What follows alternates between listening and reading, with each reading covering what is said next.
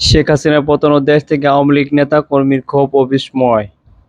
১৫ বছর দণ্ডায়মান প্রতাপের শাসনের পর ছাত্র আন্দোলনের মুখে অনেকটা হুট করেই দেশ ছেড়ে শেখ হাসিনা ভারতে চলে যাওয়ার ঘটনায় তার দল আওয়ামী লীগের মধ্যে কার্যত চরম বিপর্যয় ও হতাশা নেমে এসেছে।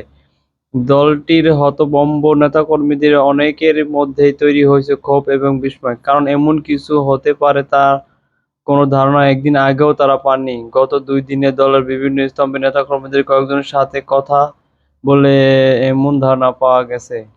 এমন পরিস্থিতিতে দলের সর্বস্তরের নেতাকর্মীরাই কার্যত এখন আত্মগোপনে এবং কবে তারা স্বাভাবিক জীবনে ফিরতে পারবেন কিংবা আদৌ পারবেন কিনা তা নিয়ে উদ্বিগ্ন অনেকে।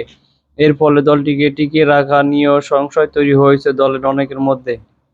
শেখ হাসিনার নিজ জেলা গোপালগঞ্জে তাকে দেশত্যাগ বাধ্য করার প্রতিবাদে মঙ্গলবার দফা মিছিল ও সমাবেশ করেছে আওয়ামী লীগের একদল নেতাকর্মী। দলটির মাধ্যমে পর্যায়ে একজন নেতা বলেছেন, নতুন সরকারে কারা আসে সেটা দেখে এবং যদিও সম্ভাব্য ধরপাক এড়ানো সম্ভব হয় তাহলে রাজনৈতিক পরিস্থিতি কিছুটা স্বাভাবিক হওয়ার পর নিজেদের মধ্যে যোগাযোগের চেষ্টা করবেন তারা।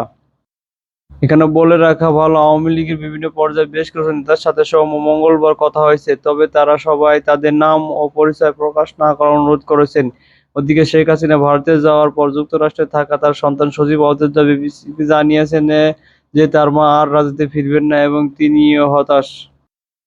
এর মাধ্যমে দেশের রাজনীতির মতো আওয়ামী লীগেও আপাতত শেখ হাসিনা অধ্যায় শেষ হলো বলে মনে করেন রাজনৈতিক বিশ্লেষক এবং ঢাকা বিশ্ববিদ্যালয়ের শিক্ষক জুবাইদা নাসরিন। তবে রাজনীতি শেষ বলে কিছুই নেই। কিছুদিন আগেও যেমন আজকের পরিস্থিতি অবাস্তব ছিল, তবে এখনকার পরিস্থিতি বিবেচনা করলে ও তার ছেলে জয়ের কথা আমলে নিলে আপাতত তার রাজনীতিতে ফেরা কঠিন।